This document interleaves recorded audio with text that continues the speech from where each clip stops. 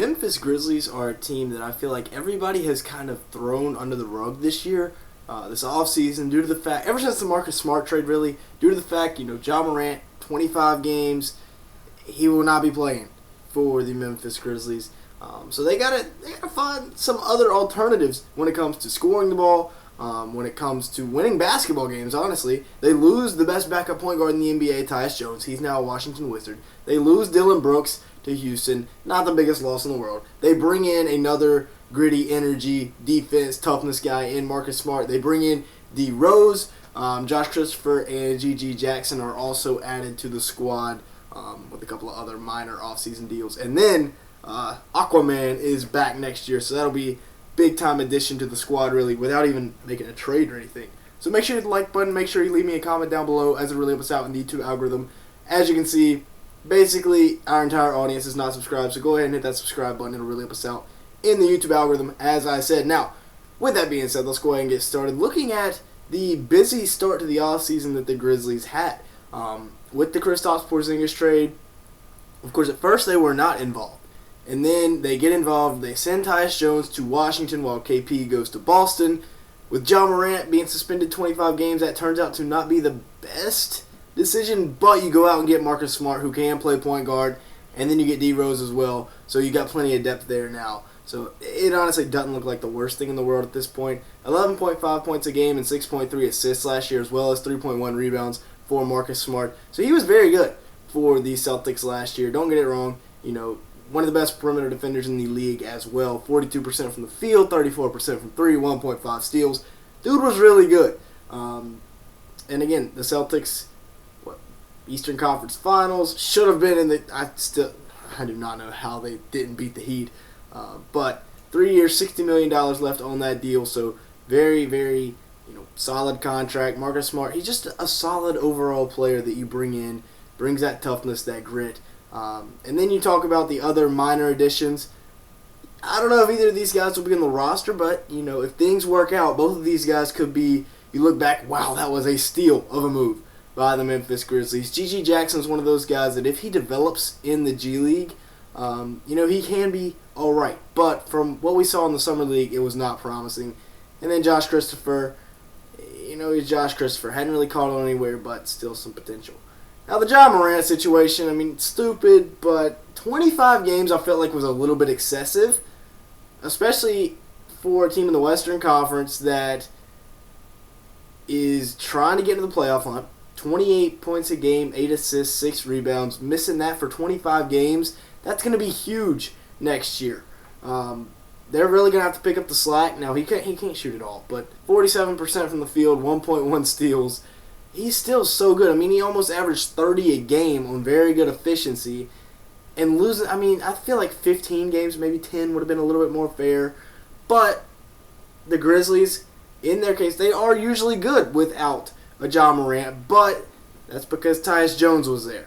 Not having Ja this time could really hurt him. But Jaren Jackson Jr. is going to have to step up and be the guy in his absence. Jaren Jackson's still very young. He will be 24 years old next year. Feels like he's been in the league for a while, and honestly, it's because, he has. Last year they were 10-8 without Jaren Jackson Jr.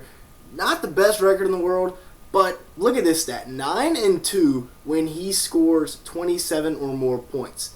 I can't do the quick math in my head there, but that's a pretty dang good record over an 82-game season if you let Jaren cook. Now, 19 points a game last year. Obviously, we know he's a great defender. He's potentially the best defender in the NBA. 51% from the field last year is pretty solid. 36% from three is very solid in, somewhat limited minutes. But still, Jaren, I think he's got to be the focal point of this offense. He's the focal point of the defense for sure. 1 steal, 3 blocks. I think once you run the offense through him, you got Jaren as your number 1 option, Desmond Bane as a very, very, very serviceable, very solid number 2 option. I think you just got to let Jaren cook, you let Desmond Bane cook, and I think you will be just fine without Ja Morant. Maybe not up to the 2 seed, maybe sitting around the 5-6 seed for the first 25 games of the year, and then you get Ja back, and then, or we could just see him go 20-5 like we've seen in seasons before. Now, Steven Adams. Make no mistake about it. Last year when Adams went down, that was really the end of the Grizzlies season. That was the writing on the wall for them.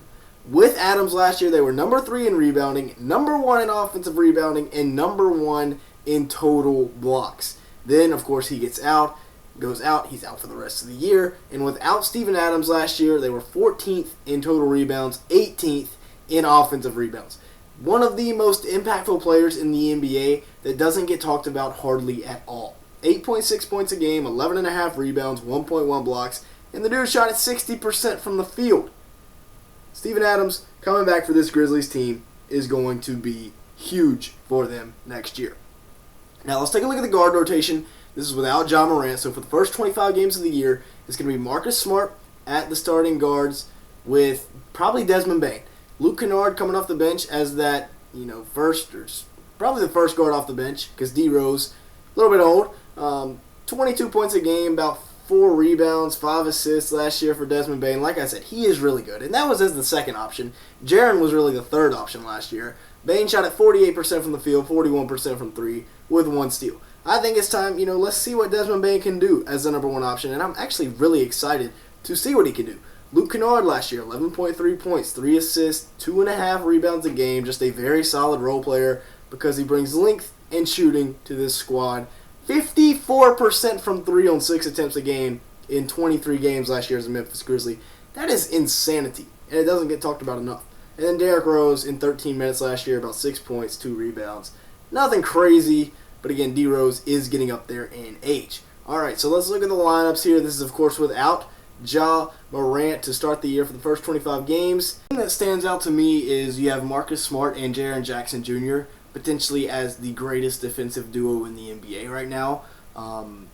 Couple of former, probably could both be in the Defensive Player of the Year discussion this year, and probably will both be in the DPOY discussion this year. And then Steven Adams down there at the 5. Threw David Roddy in here at the starting 3 just because we got a comment. I mean, I had no clue what to do about the starting small forward spot for the Grizzlies without Ja. With Ja, you can slide Des Bane down in there to the 3, move Marcus Smart to the 2, and then you got Ja. But without him, I guess you throw in David Roddy, you could throw in Zaire Williams, you could throw in Jake LaRavia maybe, but it's starting to become crystal clear why the Grizzlies were trying desperately to trade for like an OG Anunoby caliber player last year at the deadline. Looking at the bench, you got D Rose, solid backup point guard. I like the backup bigs. Both Brandon Clark, Santi Aldama, capable of giving you 10 and 6 a game off the bench. What else can you ask for there? And then you got Zaire Williams, hopefully. I've been a big believer in Zaire Williams in Memphis. Some people are on the fence about him, but I still think he can make it. And then you got Luke Kennard, one of the best shooters in the NBA. So all in all, once, maybe they move a Marcus Smart back down to the bench, or I don't know what happens whenever Ja Morant comes back. But right now they're just trying to survive until, he gets back. You also have like Jake LaRavia, who was very solid last year as a rookie, Xavier Tillman, and then I don't know what to do about Gigi Jackson or Josh Christopher. Both of those guys, it'll be interesting to see, but I doubt either one of them are on the roster at the start of the year. Maybe Josh Christopher, but Gigi Jackson, in my opinion, is almost 100% going to start out in the G League. Y'all let me know your thoughts down in the comment section below, though. What do you think about the Grizzlies this year? I think they're still very, very solid without Ja Morant. But like I said, y'all let me know down in the comments below. And with all that being said, that's going to be it for today's video. Thank you so much for watching. Make sure to like button and hit the subscribe button if you did enjoy at any point. Like I said, leave me a comment down below. And with all that being said, thank you so much for watching today's video.